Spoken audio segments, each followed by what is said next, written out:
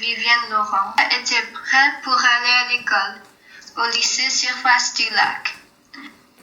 Quand Vivienne entre dans l'école, personne ne lui parle parce qu'il pense qu'elle est bizarre. Pourquoi? Alors, il y a plein de raisons. Elle a des loisirs étranges, comme collectionner les plumes des oies et compter les jours jusqu'à le 23 novembre 2187, le jour où elle croit le monde se terminera, selon ses calculs détaillés. Elle a un petit caillou sur lequel elle a peint un visage sur vernis à ongles.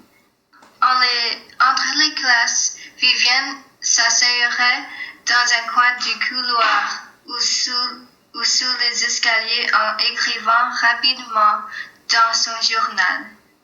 Personne ne sait qu'est-ce qu'elle écrit dans son journal, mais elle le porte toujours.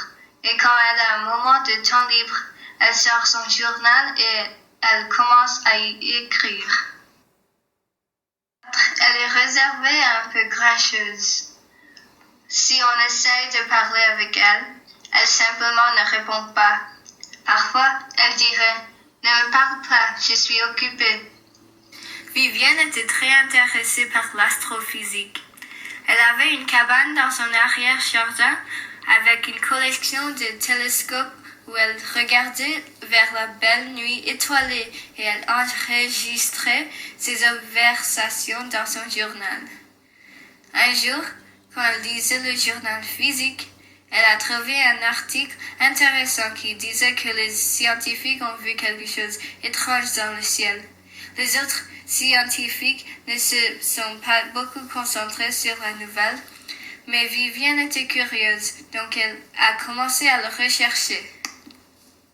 Après une année de recherche, elle était arrivée à une conclusion terrifiante. Le monde va se terminer bientôt à cause d'un sursaut de rayons gamma. Depuis ce jour, elle est devenue la fille réservée et timide qu'elle est aujourd'hui. Elle aurait fait quelque chose pour nous sauver, mais elle croyait que personne ne l'écouterait. Monsieur Santiago est la seule personne qui croit en Vivienne avec son théorie de la fin du monde. Il a essayé de montrer au reste de la communauté scientifique leurs calculs, mais les autres scientifiques ont conclu que les deux sont fous. Cependant, Vivienne et Monsieur Santiago aiment travailler sur des autres projets ensemble. Son prof de physique était comme son père perdu de vue. Et pour Santiago, dont les enfants le détestaient, Vivienne était comme sa fille perdue de vue.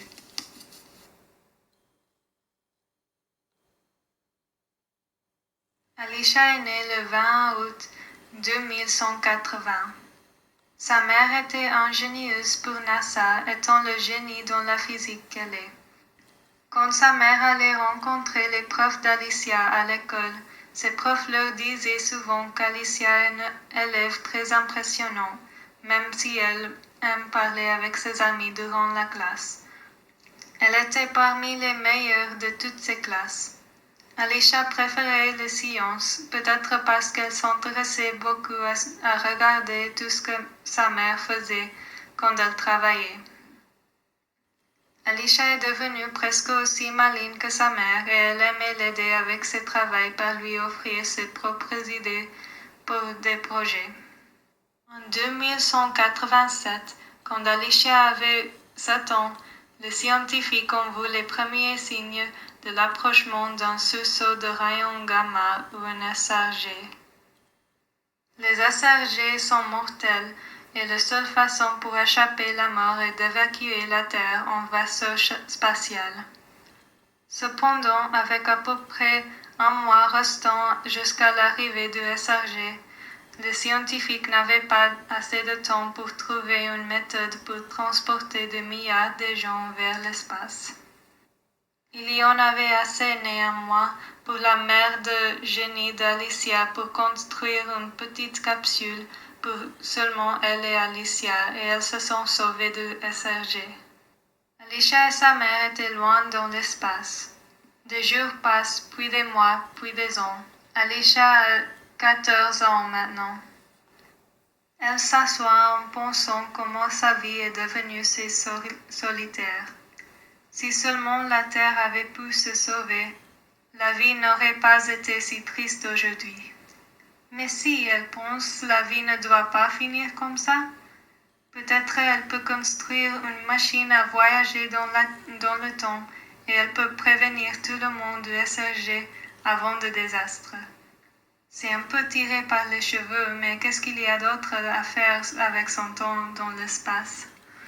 Alicia a expliqué son plan à sa mère et elles ont commencé à faire de la recherche. Un jour, la mère d'Alicia est revenue du bureau avec un article qu'elle y a trouvé. Un scientifique qui s'appelait Diego Santiago avait découvert une nouvelle particule fondamentale, la particule delta. Cette particule pourrait aider à créer la machine. En attendant, Alicia a fait un peu de recherche sur Diego Santiago, le scientifique qui a découvert les particules delta. Diego et quelques autres filles qui s'appelaient Vivienne Laurent, ils étaient les premiers à découvrir qu'un SRG venait à la Terre. Ils ont fait beaucoup de panique dans le monde en essayant de nous convaincre qu'on doit faire quelque chose pour sauver le monde avant que c'est trop tard.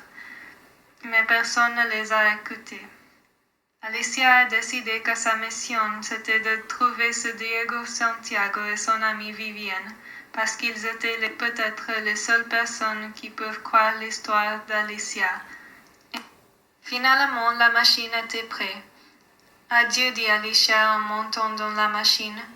Elle met les coordonnées de la maison de Diego Santiago et la date du 29 mai, 20 ans avant du SRG, et avec un dernier signe de la tête à sa mère, Alicia appuie sur l'interrupteur.